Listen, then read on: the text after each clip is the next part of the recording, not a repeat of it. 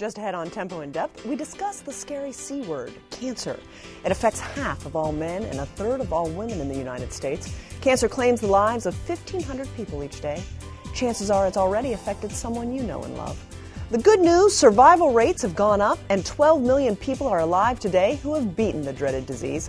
In this hour, we'll hear inspirational stories from cancer survivors, learn about the latest treatment trends, and find out about resources to help you cope. It all starts right now on Tempo in Depth.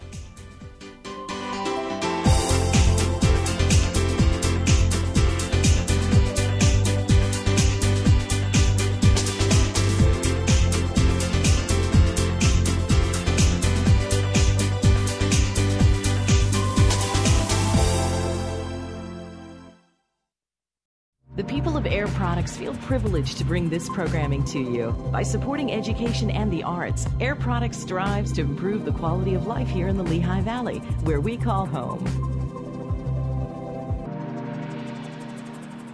You're safe at home at Luther Crest, a Diacon senior living community in Allentown. Our mission is to offer premier accommodations and services so residents can cultivate a healthy and fulfilling retirement. At Luther Crest, we offer independent living apartments and cottages, personal care, skilled nursing, rehabilitative services, and more. Plus, the Luther Crest team strives to provide each person family-like support. You might say it's like a home run. Luther Crest. Good evening. Thanks so much for joining us. I'm Amy Burkett. Excited to have a wonderful studio audience with us tonight. We've got over 100 students from Liberty High School, freshmen, and we're excited to be able to share some leadership training with them after today's broadcast. But right now, we're here to talk about the issue of cancer, a topic that hits very close to home for many of us. Statistics tell us cancer will claim more than 500,000 lives this year, and more than 1.6 million new cases are expected to be diagnosed. We begin this hour-long special by talking about breast cancer. It's estimated that in 2012, almost 40,000 women and men will die from breast cancer. Tempo in Depth's Grover Silcox takes us to the 20th Annual Women's 5K Classic. For Lori Flynn, a 10-year breast cancer survivor, the annual Women's 5K Classic along Allentown's Lehigh Parkway serves as far more than a race to support programs aimed at preventing and treating female cancers. You almost forget you have a race to run. It's more of like, I picture it as like a giant pink hug, because everyone is just hugging, crying, smiling, supporting each other. It's just a really energetic, wonderful day. This year, the event celebrated its 20th anniversary by highlighting 20 of the 465 survivors in the race. They had a survivor from a 20-year plus survivor on down to 1 year as the featured survivors this year, and kind of used each of us to tell the personal side. Allison states, I feel that every day is a gift from God. Lori runs to honor all those who've had to fight cancer, including her mother, Helen Flippo, who was only 58 years old when she died from ovarian cancer. Her Aunt Marty Steffen, a marathon runner, also died of ovarian cancer. She was only 65. And just recently, her brother-in-law, Mark Cottrell, was diagnosed with breast cancer. We're considered the survivors, and they feature us survivors at the race. But I also think that the families of the people who didn't survive their battle are also survivors, because they have to go on and live with this every day. Penny Ackerman from Lower Saucon was diagnosed with stage 1 breast cancer in 2009. I had a friend who was diagnosed a year before me with stage 4 breast cancer. So for me, getting a stage 1 diagnosis was a good thing, if you can turn it around into a positive spin. Shortly after Penny received her diagnosis, her mother, Ruth Rosenberg, learned that she had it too. And because of me, she had a diagnostic mammogram instead of screening, and they detected a lump. She also had stage 1 breast cancer. Penny, her mom, and family now cheer on others in the race against cancer. I was diagnosed with cancer almost about 13 and a half years ago. Valerie Lane, at 43, had just lost her mother to ovarian cancer when she was diagnosed with stage 3 breast cancer. She underwent chemo, radiation, and a mastectomy. A few years later, she had a hysterectomy after testing positive for the BRCA1 gene, which predisposes women for cancer. As a survivor, she sees the Women's 5K as a celebration of life. And it's a great chance to see all your friends, and what better weather could we be asking for today? We have donated back into the Lehigh Valley, the greater Lehigh Valley, $2 million we will have by this 20th year event. And if you go to our website, all of our funds are local. We have a grant committee that distributes the funds to St. Luke's Hospital, Sacred Heart, Girls on the Run, local organizations that apply for these grants, and we honor them. Lehigh Parkway, let's hear it! And they honor the survivors. Well, it's really exciting to be one of the featured survivors this year. It's a nice way to celebrate the 20th anniversary, and it's great to be featured, but I think every single one of the survivors here are really something special. And so the survivors, their friends and families stay the course, helping others along the way. For Tempo and Depth, I'm Grover Silcox reporting. Thanks so much, Grover. Well, joining me now is one of my very best friends in the whole wide world and a breast cancer survivor, Brenda Held from Allentown. And this is one of my bestesses right here, buddy. And we are best friends for Music Fest, best friends for shopping on the day after Thanksgiving, best friends for Trans-Siberian Orchestra, and really just best friends for life. And you are a cancer survivor, and you walked in that 5K for the very first time back in October because that was your 1-year mark. It was, yeah. Tell us a little bit about how you found out about it and how you dealt with it, because everyone thinks the cancer is that evil, dirty C word that just makes you want to curl up in a ball and not deal with it, I suspect. I found out about it because I went for my annual mammogram. I have a history of breast cancer in my family, so my gynecologist was very adamant about making sure that I went every year. And so I went last September for my mammogram, and a couple days later they called me and said they wanted me to go back and get more pictures because they saw something. And when I went back, they said, yep, there's definitely something there. There's a possibility it could be ductal carcinoma in situ. There's a possibility that it could be nothing. So I had a biopsy, and they came back and said, yes, it definitely was ductal carcinoma in situ.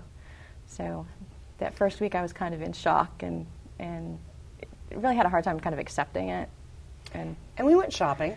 And we talked about it, and it's the answer to every woman's It cares what ails us. Hang out with your girlfriends and shop. This was a precancerous, very early stage, yes. And thank heavens you got that annual mammogram. Yes, that after everything that I thought about the whole year and all of the doctor's appointments and everything, and that was the one thing that I can say I'm so blessed that I took the time to go, and I really would encourage every woman to go do that. So that was the first step. Then the next step was the treatment. And what treatment form did you choose? I had a lumpectomy, and I also had 6 weeks of radiation. And then that was a bit of a bear. That to me was the hardest part. The surgery really wasn't, because everything happened very quickly, mostly because of timing and holidays, and that was kind of the easy part. I was like, okay, you have surgery. It's like, yeah, I know what surgery is. I can handle that. We got to the radiation part, and they explained it to me, but actually going there and going through the process of being set up for the radiation, and then going once a day to kind of lay out there. And 5 days a week? 5 days a week. For 6 weeks? For 6 weeks, yeah. It was scary for me. It was very emotional. Well, and that's beyond. You have the emotional side, plus, you know, just dealing as a woman who is a take charge working woman that I know you to be. It was something on the to-do list that you often shared, well, now I have to go get my radiation. Yeah. But then the emotional side, was that the harder part of the two almost? For me, it was. For me, it really was, because that became my sole focus, and everything else, I kind of felt like everything else in my life just sort of stopped. And I really couldn't give to all of the other activities. I'm very involved in my church, and I do a lot of stuff there, and I had nothing to give that. I had to really come to terms with focusing on myself and making sure that I took care of myself and not being so concerned about making sure I got up and went to work every day because I had the blessing of having a good boss that understood. And you had some time off during that, but you still have a husband and a son, a teenage son to take care of. I did. But you took care of yourself. I did. And tell us what it was like then to be in that 5K, because you had finished your treatment. I had. And it was kind of a milestone for you, wasn't it? It was. I had gotten my diagnosis October 26th, so it's just been a year. And I had been introduced to another lovely young woman that had breast cancer, and she was very excited about the 5K, and she's like, you have to go to this 5K. And I'm like, okay, I'll go. And so when we got there, it was overwhelming for me just to see everybody, and I knew a couple other people that I had met through going to support groups and stuff. And because you're young. I am. To have breast cancer. Yeah, I'm outing you right now. I know, I'm 42. That's you okay. were 41 when you were diagnosed. I was 41 when I was diagnosed, yeah. So to be there with the crowds of women, and all of a sudden you had, thousands of sisters? Yes. Yeah, it did feel like that. It really did feel like that. And there were women, I actually walked with a woman that didn't have breast cancer or any cancer, but she was walking in support of family members that had, and it was really nice to walk and talk with her and find out about her. But just being able to finish, when I crossed that finish line, I just felt like, wow, I've done this. I have gotten through the whole year of taking care of myself and all the treatments, and now I am ready to say, okay, that chapter of my life is closed, almost, but I can move on and get back to kind of the new me. Shopping with me the day after Absolutely. Thanksgiving, lunch, all the fun things. My darling friend Brenda Held from Allentown, I love you to pieces, and I am so glad that you were willing to share your story with us, and more importantly, that you share your life with me every day. I am too. Thank you so much for having me. Thanks. Well, according to the Susan G. Komen for the Cure, when breast cancer is found early, the survival rate today is 99%. They report the reasons are effective treatment and early detection. In addition to breast cancer, doctors recommend regular screenings for many cancers, including prostate and colon cancers. Tempo in Depth's Laura McHugh shares how for one Lehigh Valley man, hearing those 3 dreaded words, "you have cancer," may have saved his brother's life too. It was tough. The first couple days. You're here. That's all you could do. Thank God you're here.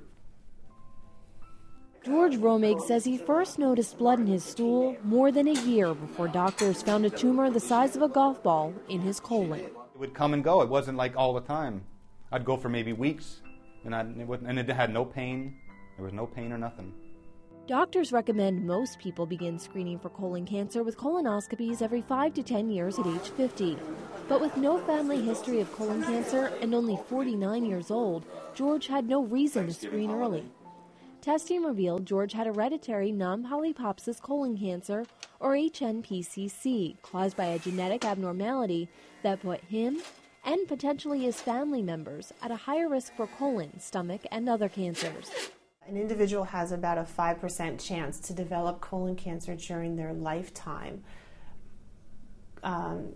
People who have HNPCC, however, have up to an 80% chance to get colorectal cancer. The statistics descended like a dark cloud over George's brother Ken. I thought I was doomed. After meeting with senior genetic counselor Anne-Marie Miller of Lehigh Valley Health Network, Ken learned, like George, he had the genetic marker. But unlike George, he didn't find out too late to start screening.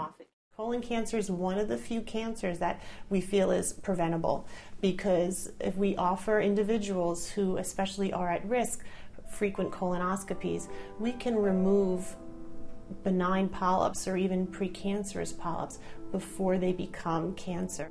And knowing that you have that missing gene and you need to get tested, it kind of opens things up in your mind a little bit, saying, okay, this is just got to get done and you got to do it.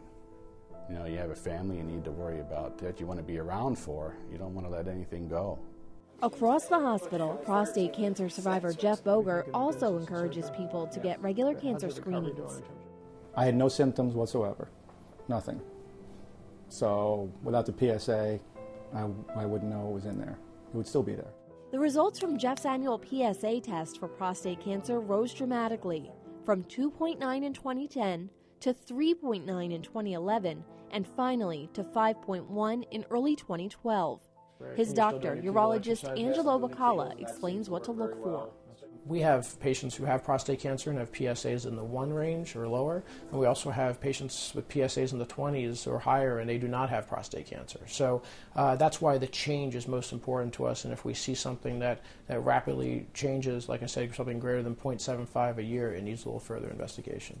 Dr. Bacala reports 1 in 6 men will have prostate cancer during their lifetimes. In 2012 alone, estimates show there will be more than 240,000 new cases diagnosed and more than 28,000 men will die from it. He recommends annual screening starting at age 50 for most men and earlier if you're African American or have a family history. Most men nowadays who are found with prostate cancer typically are symptom-free. It's usually because of the screening that we're finding them. Like most men, Jeff didn't show any symptoms. He opted for robotic orthoscopic surgery to remove his prostate and the surrounding lymph nodes. It's cancer. It can kill you, so I was concerned. I have 2 beautiful grandchildren that I love and spend a lot of time with, so I want to get it taken care of. About 6 months after surgery, Jeff is happy to report he's cancer-free. Thank you. Just like George Romig, and thanks to genetic testing and regular screenings, so is his brother Ken. For Tempo in Depth, I'm Laura McHugh reporting. Thanks so much, Laura. Well, genetics don't just play a role in understanding your cancer risk. They can also become a key part of your treatment. Joining me now to discuss the latest trends in the treatment of cancer, we have a wonderful panel of hematologist-oncologists from Lehigh Valley Health Network, Dr. Elliot Friedman and Dr. Suresh Nair, and from St. Luke's University Health Network, we have Dr. Neil Bellman. Doctors, thank you so much for your time. We appreciate it so very, very much. We're going to talk with Dr. Nair first. Help us understand a little bit of the role of genetics, how we set that story up. When a cancer specialist thinks about genetics, we think about receiving half of our genes from each parent, and that's really in our DNA, and that tells our cells how to divide from birth all through life. And when we talked earlier in this segment about patients having genetic risks, it's based on often a mutation in a cancer prevention gene, say like BRCA gene in breast cancer. We have what are called DNA repair genes for colon cancer. And sometimes we're born with a defective copy of one of the DNA repair genes. That sets us up in life for a higher risk for colon cancer, and we can test for that. But it doesn't come out on our birth certificates. It we aren't born and we don't know that, this is something we need to deal with. Sometimes we find out about it too late. It's not until we have some sort of screening that we have a challenge, and then we have to deal with this. That's correct. So one of the things that we can do in colon cancer, for instance, we can actually test, when a patient's diagnosed with colon cancer, we can test their colon cancer tumor for defective DNA repair genes. And if we find that, we can refer them to a genetic counselor who can take a sophisticated family tree and then potentially diagnose risks not only in the patient but also in the family member. And they can have heightened screening, sometimes preventive prophylactic surgeries, other preventive options. Dr. Friedman, I want to talk to you a little bit also from Lehigh Valley Health Network, and you work with the Multidisciplinary Council. Yes. That brings together, to my understanding, all the different doctors that you need when you hear that evil C word come into your life. They can come to someone like you, and you can kind of help them with a roadmap on how to deal with it? Sure. Our multidisciplinary clinics at Lehigh Valley Health Network put 3 or 4 doctors together. I predominantly work with our lung cancer multidisciplinary clinic. We have one for prostate cancer, gynecologic malignancies, and breast cancer as well. In our lung cancer clinic, we have a radiation doctor, a lung surgeon, myself as a medical oncologist, and a lung specialist, a pulmonologist. And we will bring patients in that need a coordinated approach to their treatment. When somebody has received that horrible word.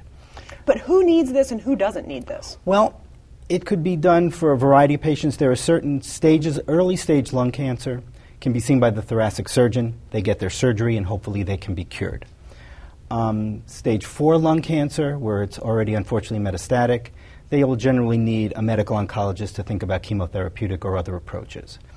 The middle stages of lung cancer, where there are a variety of approaches, surgery, radiation, chemotherapy, in various orders, needs to be done in a coordinated manner, and to get the doctors together to make a coordinated treatment program for each patient is really where I think we serve our greatest benefit. We also look at we've talked about colon cancer screening, prostate screening, breast screening. Lung cancer screening is new to the mix. Unfortunately, we use CAT scans, and it's not as easy to do a lung biopsy as it is a prostate biopsy or a breast biopsy. But for any suspicious scan that we see at the Lehigh Valley Health Network through our lung cancer screening program, they will be brought in and see the panel of experts to talk about this is really not much to worry about, something that needs immediate attention, or something that needs close follow-up.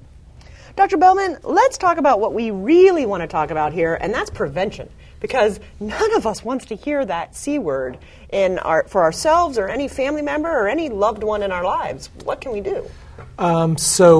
Probably the simplest answer, which is something people probably don't want to hear any more than they hear that they have cancer, is that a healthy lifestyle is probably a good step in the right direction. Diet and exercise. Maintaining proper weight, exercise, stopping smoking if you're smoking, not starting it if you haven't started, moderate alcohol use or minimal. I shouldn't say nobody should have alcohol, but minimal.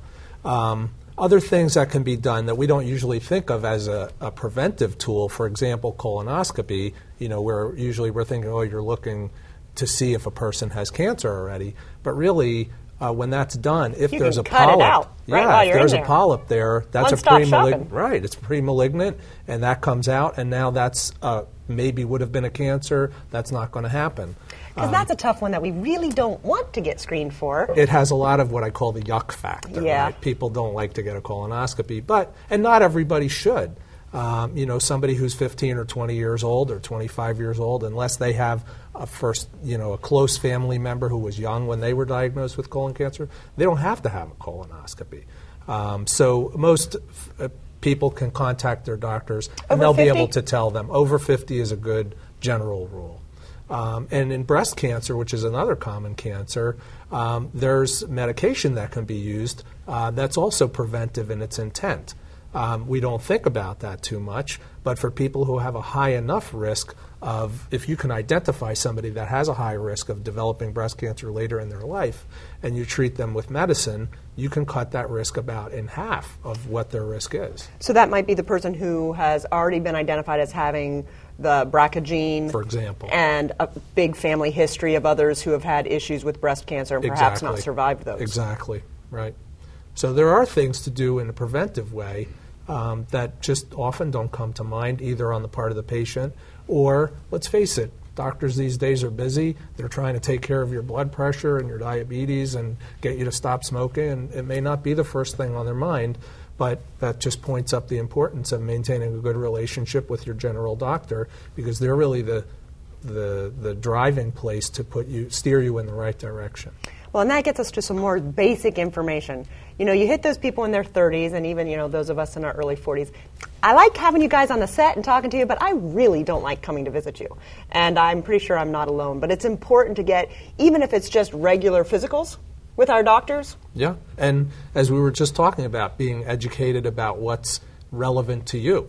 Your doctor may identify something in your family history that is important to help them either prevent a problem, find a problem early, whether it's cancer or anything else. Again, it's important to maintain a good relationship with your doctor. They're up to date with the things that you need to know about. Let's talk a little bit about the Moffitt Center, Dr. Nair. What is it and why is it important? Sure. Moffitt is a top cancer research center in Tampa, Florida, and Lehigh Valley Health Network has developed a collaboration with Moffitt to study the mutations in the genes of actual tumors in patients. So just like when we talked about using a patient's genetics to screen for cancer and prevent cancer, when a patient has advanced cancer or even operable cancer, you can study the genes inside the tumor. Since these genes develop from the patient's own DNA, they often have mutations that respond to medications. And more advanced cancer treatment is going from using chemotherapy, which is more of a general treatment, to targeted treatment, to personalized treatment, where you look for specific mutation in a tumor and you target that with a particular medication, most often a pill. And this has been the revolution that's happening in cancer research. And so we're working with Moffitt in studying genes and trying to develop personalized cancer treatments. For instance, there's a new program that Moffitt is starting, which we're in the final stages of implementing at Lehigh Valley Health Network. It's called a DNA or a personalized trial matching. When a patient starts treatment for advanced cancer with our standard medicines, we have a clinical trial where we will ask the patient permission to send some of their tumor from their prior biopsies. And the scientists at Moffitt will screen and catalog all the mutations present in their tumor. When scientists find a specific medicine that might help that mutation, they'll offer through us a study to test on the patient. Let's talk a little bit about how chemotherapy has changed. Chemotherapy in the beginning, years ago, you lost your hair, you were nauseous, it was horrible. And it may still be in some cases, but I have had friends who've had it where they didn't lose their hair. And it wasn't quite as horrendous as it had been before. Dr. Freeman, can you share a little about that? Sure. When I lecture our medical students, I call old chemotherapy strafe the earth. You just wiped out everything, and hopefully the good cells come back and the bad cells don't. Hopefully you survive, because it comes this close to killing you. It sure does. And horrible side effects, all the things you talk about. Low blood counts, risk of infection, risk of bleeding, hair loss, nausea, vomiting, and a lot of other things. Chemotherapy, not all chemotherapy has the same side effects. Very similarly like to the fact that not all antibiotics will cause the same kind of allergic reactions.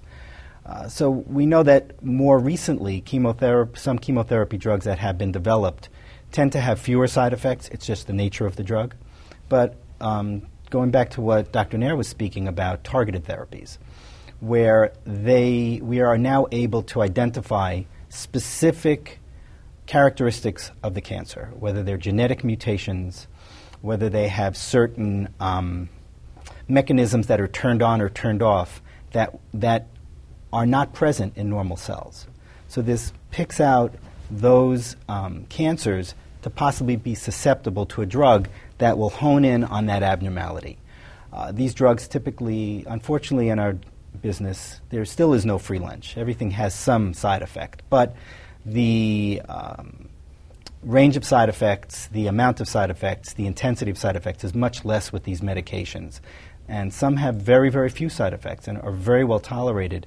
But targeting the cancer specifically, we're not targeting the hair follicles. We're not targeting the blood cells. So a lot of the side effects that we used to see with chemotherapy are not prevalent with these targeted drugs. It's like a guided missile. It is. Oh, I like that. The silver bullet, we call it. It goes straight to where it needs to be. Exactly. Kind of detonates. And leaves everything else more or less alone. Right. And we're finding more and more of these. Every day, you've got to be up on all this stuff because there are newer treatments that are coming along. Using the same medication for newer mutations in lung cancer. We've had a drug that was recently approved for use called Xalkori that targeted a specific genetic mutation in lung cancer. It's present in about 5% of all patients with lung cancer, typically non-smoking, typically women. And this is a new demographic we're seeing. Not all lung cancer is caused by smoking. There are now other mutations that are related to that mutation where we can use the same drug. Before we run out of time, I want to give each of you a chance to kind of have some closing thoughts about cancer. Dr. Bellman, we'll start with you. What haven't we talked about that people need to know? I think it's important to understand something that really is underneath what we've been talking about. Everybody's different. Like, we all know that. You could ask your neighbor and say, isn't everyone really different? And in some ways we're really very similar, and in other ways we're totally unique and individual. And that's also true when it comes to people's cancers. And really what we're talking about underneath is the molecular drivers of different cancers. And I think it's important for people to understand that, because it's natural psychologically for us as people to try to see similarities among us. Oh, my cousin had cancer and you have cancer, so you guys are sort of similar. But at the same time, they're totally different. And what we're aiming for now is to try to direct treatment that's tailor-made for an individual, whether that's through testing, features about the person themselves, other clinical features that we may not have a test for, but we could recognize clinically. Dr. Nair. Along the same line of personalized treatment, an area that's really exploding right now is immune treatments for cancer that's directed to the genes in the tumor. For instance, we have a clinical trial for glioblastoma, which is a very aggressive type of brain tumor. And about a third of glioblastomas have a mutation in a gene called EGFR, which causes a mutant protein. And we can actually vaccinate against this mutant protein. So we can test and find which third of the patients might benefit from this. And we're taking part in a phase 3 study that hopefully will lead to FDA approval. This, in phase 2 studies at MD Anderson and Duke, on average, patients were living 1 to 2 years longer. Now, we're not sure if that was just a matter of a chance happening. So this, and with a good quality of life? With good quality of life, almost no side effects with the vaccine. It's added to the standard treatment, but it seems like science fiction to use a vaccine to treat an advanced form of cancer. But it shows that our immune system may respond to very specific, targeted treatment if you find the right person. Dr. Friedman, I'm going to give you the last word. Okay. Don't be afraid. Oh, that's impossible. You can't not be afraid. Give me better advice than that. Because I'm afraid for everyone I know. Don't be afraid to be proactive. That I like. Okay? Speak to your internist. Know what screening is available. The reason we are doing better, and there are 12 million cancer survivors, as you said earlier, is that we're finding cancers earlier and we have more effective treatment. Don't be afraid to go for your screening test. Don't be afraid to go for your yearly mammogram. When my wife goes for her yearly mammogram, her mom died of breast cancer at age 57. So we're very sensitized to that issue. The whole family gathers around waiting for those results, but she goes every year. She's incredibly brave. Go for prostate screening. Get your colonoscopy, even though it's yucky. And now, it's better to know than not to know, because it's the difference between life and death. You catch it early, it's curable. And that's what I'm saying. So don't be afraid to be proactive and work with your team. Awesome information. Gentlemen, we appreciate your time so much. Dr. Friedman, Dr. Nair, Dr. Bellman, thank you so much, gentlemen. We appreciate it. I hope I never have to see you in the doctor's office, but we're very grateful and more informed thanks to your time here. Thank you. Thank you. Well, a new treatment can attack cancer of the esophagus in its early stages and even treat precancerous tissues. Tempo in Depth's Laura McHugh shows us the latest treatment for one of the fastest growing cancers. When it comes to cancer, it's not often you think of the word lucky, but that's exactly how doctors describe Bethlehem's Joan Gleason. Joan was fortunate that we found her at an early stage where we could offer her, a wide range of treatment options and really treat her for cure. During a routine colonoscopy and endoscopy, doctors found an early-stage tumor in Joan's esophagus, and with more testing, found another one in her lung. For that, I'm so grateful. So very grateful to all the doctors, actually. Joan selected a new, minimally invasive surgery offered by St. Luke's University Health Network. Doctors Matthew Poos and Roger Quiros removed her tumors laparoscopically using video cameras and several small incisions between her ribs. Usually, esophageal cancer, when they do surgery, they have to pull apart your breastbone. But having microsurgery, you only have tiny little scars. This obviously makes a difference in terms of them getting, up and moving and out of bed, and shortens their recovery times and helps them get back to normal life, a little bit more quickly. The procedure removed Joan's early-stage cancer, and it can also treat precancerous tissue, helping to prevent this deadly disease. It's not a very common cancer. Roughly 17,000 cases are diagnosed each year in the United States. And of these, probably about 15,000 people end up dying from the disease. It has that poor outcome because it's found late, in later stages. And that's the difficulty with esophageal cancer. It can really be advanced before people have any significant symptoms that they get concerned about enough to go to their doctor and say they're having some issues with swallowing or some type of GI upset. Doctors encourage anyone with a family history or any subtle symptoms to get checked. And Joan's grateful that when her doctor recommended it, she listened. For Tempo in Depth, I'm Laura McHugh reporting. In Pennsylvania, this year, more than 78,000 people will find out they have cancer. Here in our region, the cancer support community of the Greater Lehigh Valley offers support, education, and hope to people with cancer and their loved ones. I'm joined now by their interim director, Elizabeth Schofield, and two people they've helped. Susan Chase is a cancer survivor, and Paul Ricciardi turned to this group when his mom was diagnosed with breast cancer several years ago. And folks, thanks so much for your time. We appreciate it. So I got to say this. Paul Ricciardi was one of my first interns here at PBS 39. We figured about 12 years ago. Yeah. And now you're a successful businessman. So I just have to give you a shout out how incredibly proud I am of you. Thank you. I appreciate it. We'll get back to that in a minute. Liz, let's talk a little bit about the cancer support community. Help people understand what they do. It turns out that when you get cancer, you are thrown into utter turmoil and you feel out of control, you feel frightened, you have no one to turn to. What we do is give psychological, social, and emotional support and education so that you can reduce your stress, so that you can reduce a sense of isolation, so that you get better educated on how to talk to your doctors, how to handle your treatment. And in short, you have a sense of restoring hope and redefining hope, because cancer often becomes the new norm for you. And you're not alone anymore, because you probably feel very isolated. But to come with you folks, you realize there are others that can come around you as well. There are some people who say they can go it alone, but those seem to be very infrequent. And those people who come to us find that this is a critical resource. The Commission on Cancer, which accredits 1,500 cancer treatment centers that treat 70% of newly defined cancer patients, has now mandated that by 2014, all of their centers must include psychosocial support and distress screening because it's a critical part of cancer care. You know what, Paul, let's talk a little bit. Your mom had breast cancer and unfortunately passed away a few years ago, and that's what brought you to the Cancer Support Center. Talk to us a little bit about your interaction with them. It was kind of a accident, really, how I wound up at their doorstep, and they had a support group for family members, caregivers, the support for the people who actually had cancer.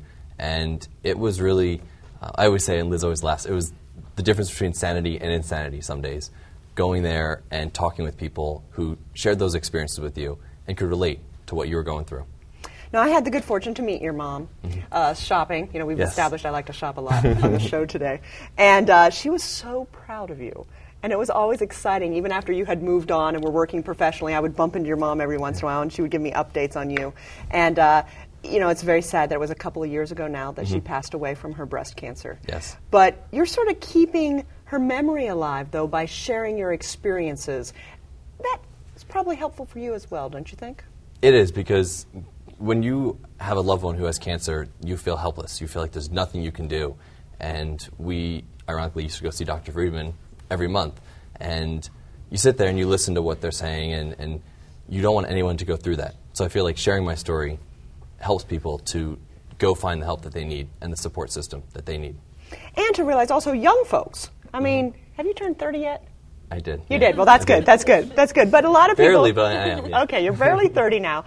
But it's often younger people don't go for help because they think they can handle everything alone, and I think that's more stressful, probably. It is. My mom was diagnosed when I was a senior in high school, and I didn't tell anybody. I didn't tell friends. I went to college, didn't tell anybody. I said, I don't need any help. I can do it on my own. And then after college, I came across Liz's group and realized, I'm not really handling this very well at all, and I need someone to listen. And you had that. Yes. Let's talk now for a moment, Susan. You are a breast cancer survivor, and it's been 10 years now. It has. So congratulations. Thank you. And you used your situation in a creative way that is then wrapped into the cancer support community. So talk to us a little bit about what you did.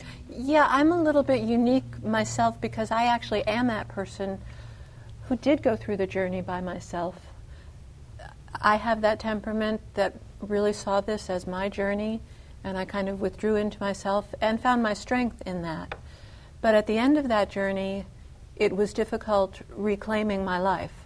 I'd lost strength, I'd lost vitality, I'd lost a lot of emotion and spontaneity, and I knew I had to do something to reclaim it.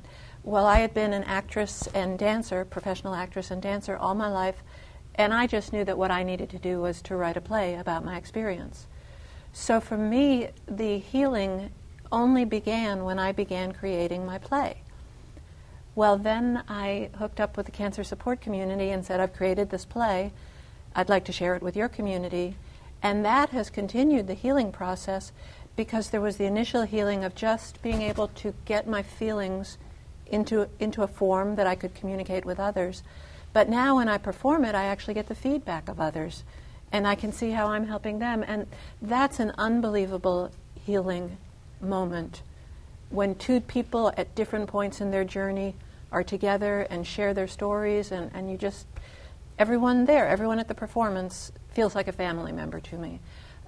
So I feel like I'm both on the providing end of a service, but I'm also really receiving a service when I perform because it keeps me going on my healing journey. Liz, let's talk about it. What has been the feedback of the people who come to your organization and can see the play? Everybody who comes to these support groups comes away feeling as if he has received or given. And someone said we take turns being inspiring. Because you come in some days feeling awful and other days feeling great, but everyone who has come to see Susan's play has come away slightly stronger, slightly more in touch with his or her feelings. So it's a wonderful gift to everybody. You know, everybody has to deal with cancer a little differently. And Paul, when you were going through it and the unfortunate loss of your mother, what was the thing that you think someone could benefit from knowing that you didn't know going through it and you wish you'd have known then what you know now? Really, it's finding that help, finding that support system. And the cancer support community does a great job of having different programs. And, you know, it's more than just the support groups. They do the yoga and the they do like the sewing classes and the art classes and all these things. It takes you away from the cancer and it takes you out of that environment for just a short time. And you need that because you need to realize that there is life beyond cancer because it can consume your whole life and your whole family. Susan, what do you think? What do people need to understand? Well, what my whole show is about, and that's been my journey too. I wrote the show but only began hearing my own show once I began performing it. But the whole show is about being true to yourself and really affirming your feelings and feeling no guilt for your feelings. When I was going through my cancer experience, I was often told, be positive. You're being too depressed. Stop being anxious. You'll make yourself sicker. And none of that was useful. I needed to embrace those emotions. That's where I was. And so I feel my show really functions as a template for others to say, you own your feelings. Go through those feelings. They will take you somewhere, but to deny them can never be useful. Liz, what do you want people to know about your organization? I want everybody to know that although there are similar cancers, everybody's experience actually differs from everybody else's. And we can address that because we have groups that are targeted to different people. So, for example, there are young adult groups and kid groups. So I think the sense is that my organization is lucky enough to be able to touch everybody in a different way. Awesome. Folks, thanks so much for sharing your story. Liz Schofield, Paul Ricciardi, Susan Chase, all part of the cancer support community. We appreciate your time, appreciate you sharing your personal stories with us. Thanks so much. Thank you. Thank you. Well, you might think that cancer patients return to normal once they're in remission, but for many, the disease and the subsequent procedures and treatments leave them with debilitating physical and emotional challenges. In our next story, we meet 3 children who participate in therapeutic horseback riding to help them recover from the devastating after effects of chemotherapy, radiation surgery, and a grueling schedule of treatments. Tempo in Depth's Grover Silcox tells us more. These young riders sit undaunted atop 3 brawny horses. Some kids might flinch getting on these powerful animals, but not these children. They faced something far more challenging: cancer. My daughter Samantha was diagnosed with high-risk pre-B acute lymphoblastic leukemia when she was just 2 years old. She had to go through 3 years of treatment to rid her body of leukemia. 9-year-old Samantha Zupko rides Timmy, a 22-year-old Appaloosa, for fun and physical therapy, with assistance from staff and volunteers at Equilibrium's Therapeutic Riding Center in Snydersville. It's not really that hard. You just sit down, but when it jogs, you got to use your muscles and stay on. The chemo Samantha endured left her with some hurdles. She has some core strength issues, some ankle issues, some leg issues, some fine motor skill issues, and she has some cognitive issues also from the chemotherapy. Therapeutic horseback riding involves an array of techniques to strengthen muscles, improve coordination, and lift spirits. It's just like you were in a doctor's office having physical therapy, but this is just a lot more fun to do. The Cancer Support Community covers the cost of this 6-week program and many other activities for families battling cancer and its aftermath. What we hear a lot from families that kids that were active before the cancer diagnosis and before treatment are trying to regain that strength again. 9-year-old Caitlin Dickey underwent surgery and chemotherapy to remove brain cancer. The procedure and treatments worked, but left her debilitated, mostly on her left side. She now comes for horse therapy to help offset these issues. When it walks, I feel it like going from side to side. The way they sit aids in the way they walk, and the way the horse walks mocks the way hips should naturally move. And so it's an amazing type of therapy that helps kids in her situation. Caitlin proudly rides Buttercup and even wrote about him in her school journal. That's exactly what Caitlin did. That wonderful feeling, that burst of pride extended from the arena to school to home.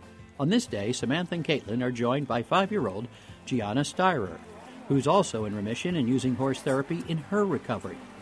While the riders go through their paces, Jen Sinclair of the Cancer Support Community brings crafts for the siblings and parents. We always have activities for the brothers and sisters, which is really important to us. Something that we say across our network at the Cancer Support Community is that we are cancer support for the whole family, the whole time.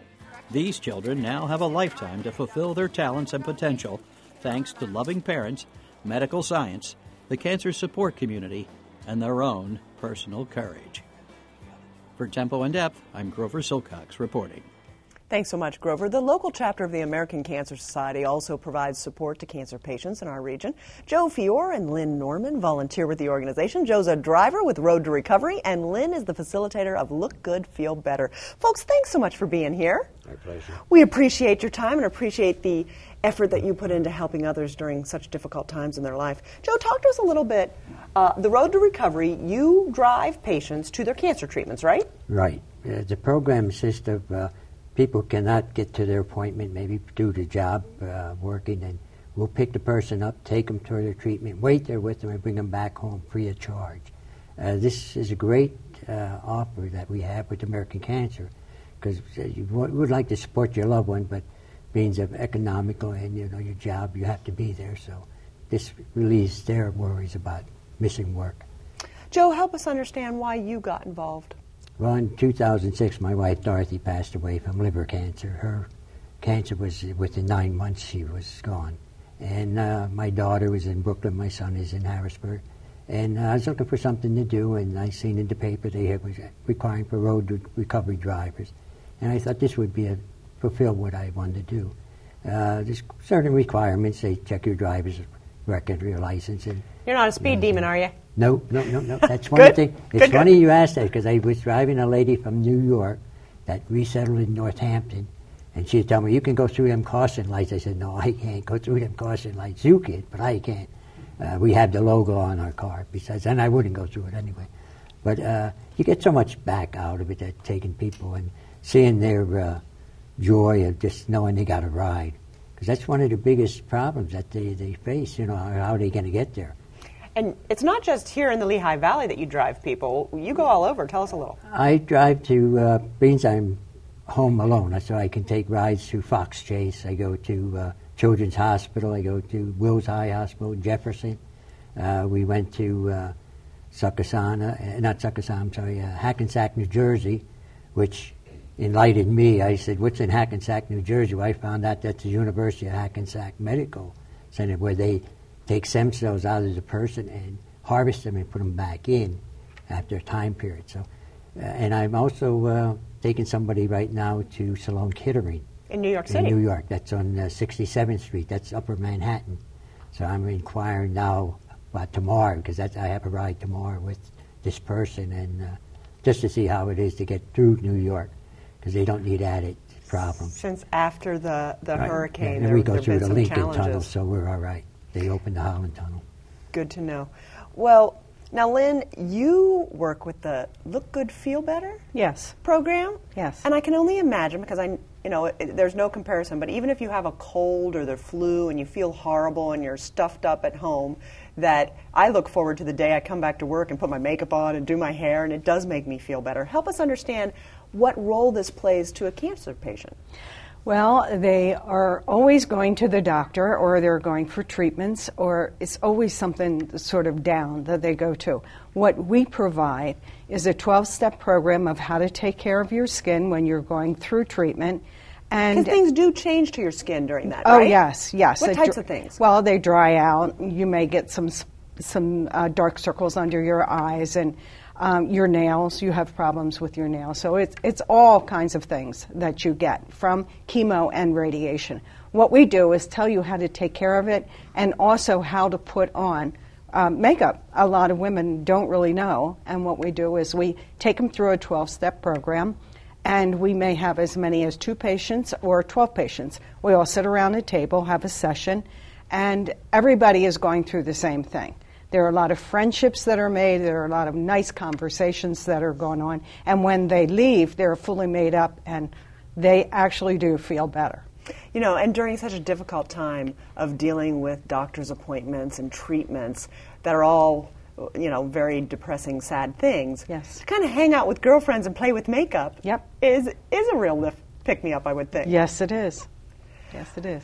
Let's talk a little bit. Joe, you have a phone number. If people need help or need your services to drive, there's a 1-800 number that they can call, and I want to give you a chance to I have this share that. card for you to hand out to your friends. We're trying to get people more aware that this number, it's 1-800-227-2345.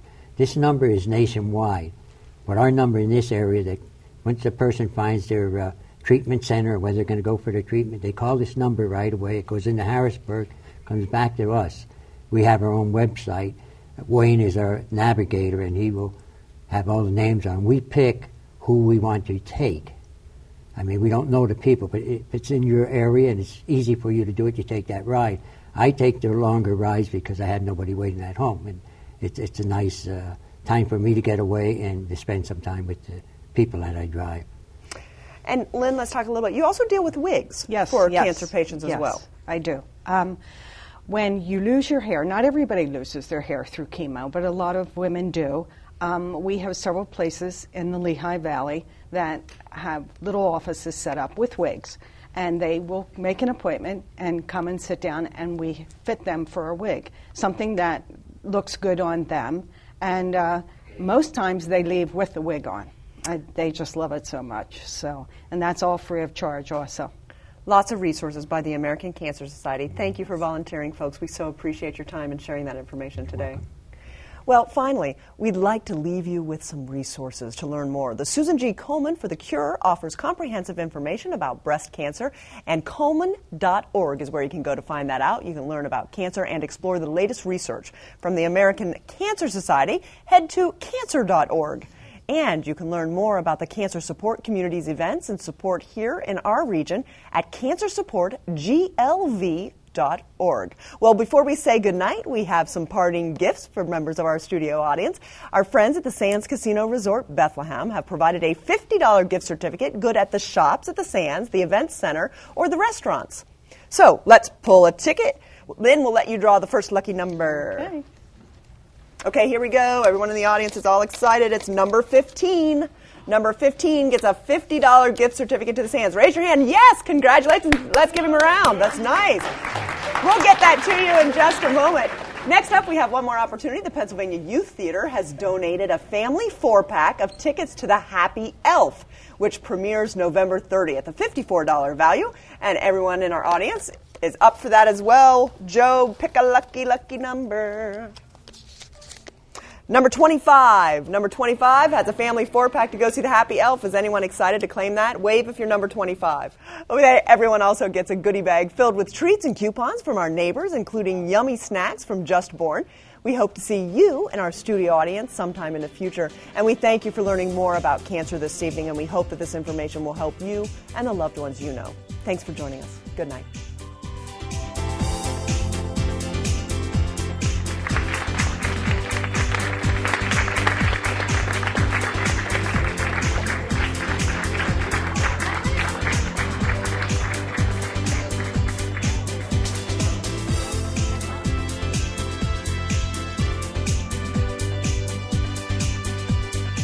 The people of Air Products feel privileged to bring this programming to you. By supporting education and the arts, Air Products strives to improve the quality of life here in the Lehigh Valley, where we call home. How'd you like to be part of a studio audience for a live taping of Tempo in Depth? Join us at the PBS 39 Public Media and Education Center on the Steel Stacks campus in Bethlehem. For free tickets and information, 610-867-4677 extension 333, or go online to tempo.wlvt.org. I hope to see you soon. This special is brought to you by Lehigh Valley Health Network, a passion for better medicine.